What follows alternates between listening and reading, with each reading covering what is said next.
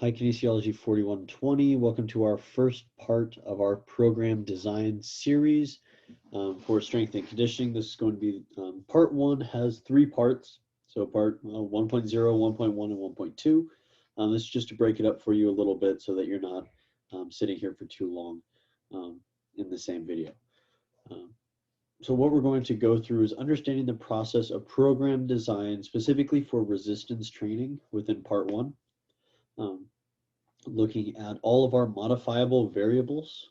So we shorten it up with COFAVERB, but that stands for choice, order, frequency, intensity, volume, rest, and progression. So we have all of these different pieces of our training plan that we can modify based on our goals, and we have to understand how our goals and our modifiable variables fit together so that we can create a quality training plan for our athletes. Some of the key points that we need to look at, these are our major principles. The principle of specificity, which is what we are doing is going to be specific to the adaptation that we obtain, as well as the principle of progressive overload. So over time, we have to overload our body in order to create an adaptation. That overload can come from load, it can come from velocity, it can come from movement complexity. As long as we're continually progressing and changing the movements, adding some sort of new stress, we are going to continuously progress our athletes. And last one is variation, the principle of variation. So this goes along with the principle of accommodation. So based on whatever we are performing, after so long, after a certain amount of time, the body will adapt to that stimulus and will accommodate to it. So it will no longer cause a new stress to the organism. So this is variation that we use long-term and short-term in order to overcome that accommodation so that we're never becoming stale or kind of plateauing within our training. This is variation. This is not randomization. So we're not just spinning the wheel to see what exercise we're doing today, or spinning the wheel to see which sets and reps we're performing with what rest. That's randomization. Randomization is not specific. It does not allow for progression.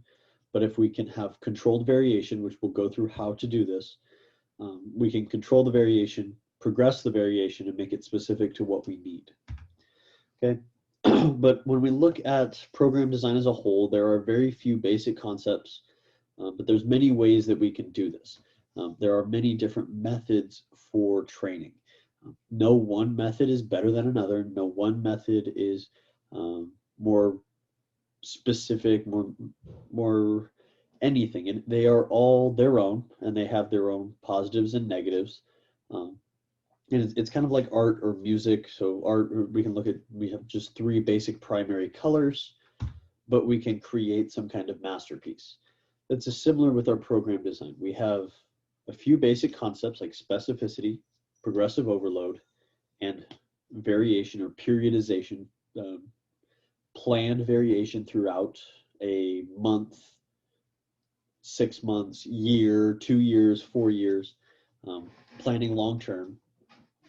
And we can create this masterpiece of a new organism, an adapted organism specific to their needs. So don't get caught up in all of the different methods. Each method has a purpose, and it has a purpose and a timing within an athlete's life cycle. Similar to the athlete's life cycle of moving throughout their time from a novice to an intermediate to an advanced to an elite to a recreational competitor, all the way down to just an average individual who is being healthy. There's a program design life cycle. So we have to go through this every time we create our training programs. The first one, which we've gone through before, is our needs analysis. So this is the first thing that we're doing. Before we give our athletes a single exercise or a single repetition to perform, we have to understand what the athlete needs within their sport, within their position, and within themselves. Next, we move into the program goals, which are based on the needs analysis. So what are the weaknesses? What is the lowest hanging fruit? What do we have to do within our program to improve our athlete so that they can go out there and perform as best as possible within their sport. Next, based on those goals, we are going to implement specific modifiable variables in certain order using certain methods in order to address the goals based on the needs. Okay? After we have performed that, we've set up what we are going to do, we have to test and understand which adaptations have been gained by our athletes. Did our organization of the modifiable variables allow for the specific adaptations we were planning within our goals based on our needs? Everything goes together. So we understand, did these adaptations happen? And then did they contribute to performance? This is the key piece here. We can make our athletes stronger, but if that does not improve their performance within their sport, it is not what we need. It is not the correct adaptation, the specific adaptation that is going to improve their performance, and their performance is what matters. And that means their performance on the court, on the field, on the ice, on the track, in the pool, wherever they are performing, we have to create adaptations that improve that performance. If there are errors within the adaptations, issues within the performance, we need to reevaluate the needs. So maybe we got an athlete stronger, but they gained a lot of muscle mass and now they are not as fast as they were before. Okay, we had this adaptation, it had an impact on performance. Now this athlete's new individual needs are increases in speed. They're strong enough now, but they need to become faster. So our new program goals are around speed. We modify our variables to improve speed. Adaptation, our athlete got faster. They didn't lose their strength. Their performance went up. They excelled. Awesome. Now we go through a new needs analysis. What do they need now? What is the lowest hanging fruit or the easiest piece that we can address that will improve their performance within their sport? Okay, it's a cycle over and over throughout our athletes' competition career with us. Okay, so we've so far discussed the needs analysis, we've talked about different adaptations, and we understand performance is what the athlete is doing. Now we need to discuss the other pieces of our program design lifecycle. We have our program goals and our modifiable variables, and this last piece, it's not part of our lifecycle because it kind of is the whole piece together. This is periodization. We'll get into that a little bit later. I know it's a fancy term. If you're interested in strength and conditioning, read about this. You probably heard the term periodization, and it's this mystified term. We'll get into the nitty-gritty of what it actually is. But first, let's look at the program goals. Okay, what do we want to achieve? That is our goal. What do we want? Which adaptations? Okay, what is going to make our athlete better in the big picture, long term, and what is going to make them better right now? So what within this piece of the training cycle, this small unit of the training, do we want to address to improve them? What do we want long term? Right now matters most. Okay, but we have to make sure that it aligns with what we want at the end. So this is where the periodization piece comes in, but we need to look at our goals. Okay, what are the goals? And we need to make them as specific as possible. Okay, is it increase muscle mass by this much, increase body mass by this much, increase strength numbers in these exercises by this, increase force production by this? Whatever it is specifically, be specific. What do we want right now? Test it. Where is it? Test it at the end. Did it happen? Okay, and then how does this align long-term to our full athletic development? Then we have to look at what are the defenders, or what are the units that are stopping us from reaching our goals right now and long-term. Okay, those are what we are going to address. So first we're looking at what do we need. So maybe we need, my athlete needs to be stronger. Okay, so specifically they need to be stronger in their lower extremity. So they need to be, we're going to use their squat test. Okay, they've achieved this much, we need them to get up. What are their defenders for improving their squat strength? Maybe they have poor range of motion. Maybe they are very slow, they aren't able to produce force quickly. Maybe they can't use the stretch shortening cycle very much. So they're very slow to reverse the weight from eccentric to concentric, whatever it is. Right now, we need to address those pieces. Maybe we incorporate more plyometric activities, more range of motion specific activities, more variations of the squat that allow for more range of motion. Maybe we need to just overload this individual. Maybe they need more volume to increase their total muscle mass so that they can increase their total strength because they've maxed out what they have at their current lean mass volume. Whatever it is, we have to find out what that defender is for that specific athlete and attack it within our training program by going through our modifiable variables, addressing them, and then planning them long term.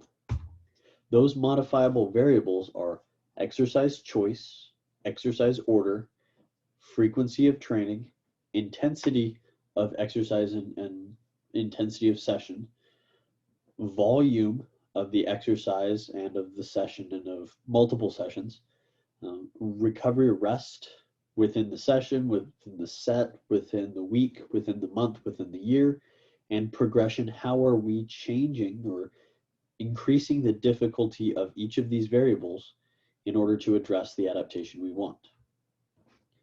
What I'm first going to discuss before we get into each of these pieces within part 1.2 or 1.1 and 1.2 is exercise choice kind of as a thought-provoking activity.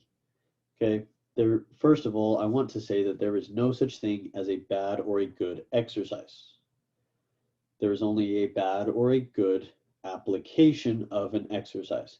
In some cases, there is very rarely a positive application for an exercise, which may call it bad, but I'm not going to call it bad. Exercises do not have moral obligations. They aren't out to hurt you or out to make you better. They are there. They are just movement patterns that we perform with different implements, different loads. So there's nothing good or bad. There may be just good or bad application of the exercise or errors within the application. So for example, here we have an individual on the left who is trying to pick up this barbell, and we have an athlete on the right who is trying to pick up this barbell. Look pretty similar. Okay. Is the one on the left or the one on the right bad? Is the one on the right or the one on the left good? We'll discuss more in our lab. We can also look at these. We have all of these activities here, like running on the treadmill. We have the elliptical. We've got jump rope. We've got other exercises like that. We have pushing a sled. Okay, what are these? You may think, oh, they are cardio exercises, or these are aerobic exercises, or this one on the right's a power exercise, and the one on the left are aerobic or cardio. I hate the term cardio, but cardiovascular exercises. Remember, before we get going in here, exercises do not determine adaptations. Okay? Exercises do not determine adaptations. Just because I'm on a treadmill does not mean I'm working on cardiovascular fitness. Just because I am jumping rope does not mean I'm working on cardiovascular fitness. Just because I'm pushing a sled does not mean I'm working on power. It doesn't mean that I'm working on speed. Okay? It is not the exercise that determines the adaptation. So I have pushing a sled. I have maybe doing some lunges. I have doing a shuttle. I have doing wall balls. I have back squats. Okay, what are all of these? Okay, is pushing a sled only power? Are lunges only for strength? Are squats only for strength? Are shuttles only for speed? Are wall balls only for fitness or cardiovascular fitness? Not always. It does not determine the adaptation. Okay, I could push that. I could take that sled and I can lower the resistance, and I can push it for 30 minutes. That's a cardiovascular exercise. I could load it up as heavy as possible and do one push. That would be single effort power. Okay, I could take my lunges and I could go and I can lunge for one repetition as heavy as possible for strength, or I could lunge for 20 to 30 minutes and develop some kind of cardiovascular fitness as well as maybe some muscular endurance. I can squat for multiple repetitions for endurance. I can squat for single repetitions for strength. I can do one repetition wall ball throws with very light medicine balls to work on speed, or I can use heavier medicine balls to work on more power. I can do shuttles as fast as possible. I can do them continuously. It's just because it is an exercise does not mean that it will give you that adaptation. It's how we apply the exercise to determine the adaptation. So let that kind of sink in. Think about that. Understand that exercises are just exercises. Exercises are not the adaptation. Some exercises are more conducive to different adaptations. Okay, so something like a squat may be more conducive to strength compared to a lunge or compared to a wall ball, but that does not mean that that is the only adaptation you will gain from performing that movement pattern. Okay, application of exercises is what determines the adaptation. The exercise may only give you the location of the adaptation. So doing my back squat is not going to make my biceps stronger. Okay, but it will give me a stimulus with the movement, and the muscles that are performing the movement will gain that specific adaptation however I apply the exercise. All right, I'll see you in the next part.